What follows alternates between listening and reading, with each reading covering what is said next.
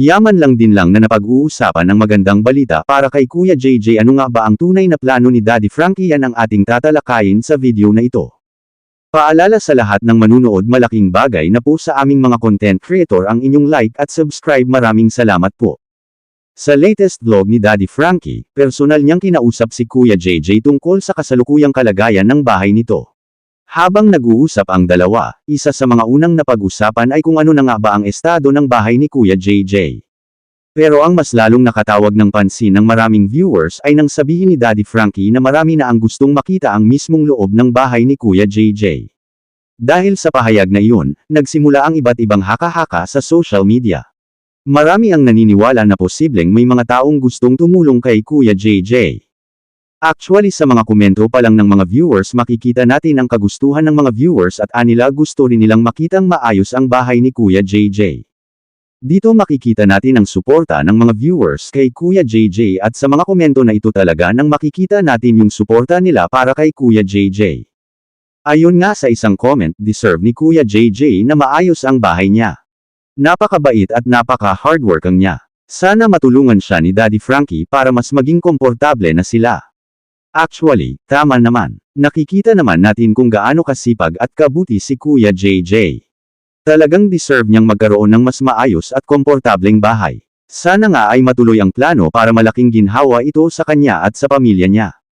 At ayon pa sa isang comment, pabor daw siya na ma-renovate ang bahay ni Kuya JJ. Deserve niya daw talaga ng mas magandang bahay.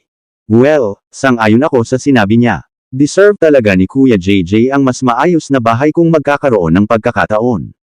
Kung tutuusin, napakalaki talaga ng naging papel ni Daddy Frankie sa usaping ito. Siya ang naging tulay para makita ng publiko ang tunay na kalagayan ng bahay ni Kuya JJ. Kung hindi dahil sa kanyang vlog, malamang ay hindi rin ito mapapansin ng napakaraming tao na ngayon ay patuloy na sumusubaybay sa kanilang kwento. Isa pa sa dahilan kung bakit maraming viewers ang umaasang may magandang mangyayari ay ang ipinakitang kabutihan ni Kuya JJ sa mga nakaraang vlog.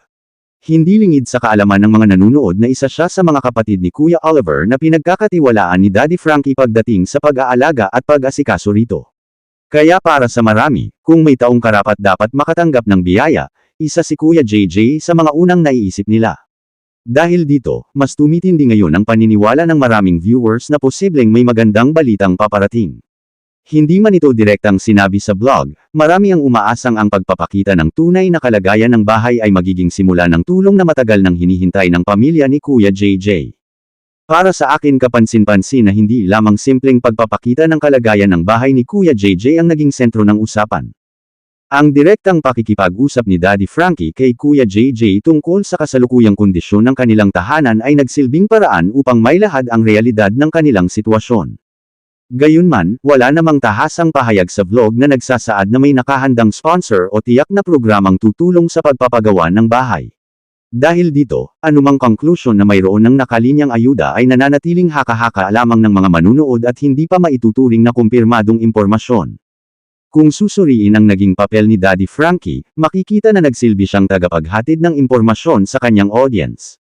Sa pamamagitan ng kanyang platform, na ipakita ang kalagayan ni Kuya JJ. Isa ring mahalagang aspeto ang reputasyon ni Kuya JJ sa mga naunang vlog. Nakilala siya ng mga viewers bilang isang taong mapagkakatiwalaan at may aktibong papel sa pagtulong at pag-aalaga kay Kuya Oliver. Dahil dito, nabuo ang positibong pananaw ng maraming manunood. Dahilan upang magkaroon sila ng pagnanais na makita ring mabigyan siya ng suporta. Subalit ang ganitong pananaw ay nakabatay sa personal na pagpapahalaga ng audience at hindi sa anumang opisyal na anunsyo. Para sa akin, karapat-dapat din si Kuya JJ na magkaroon ng pagkakataong maipaayos ang kanyang bahay. Batay sa mga naunang vlog, makikita na naging tapat siya sa kanyang mga responsibilidad at palaging handang tumulong sa mga taong nasa paligid niya, lalo na sa pag-aalaga at pag-asikaso para kay Kuya Oliver.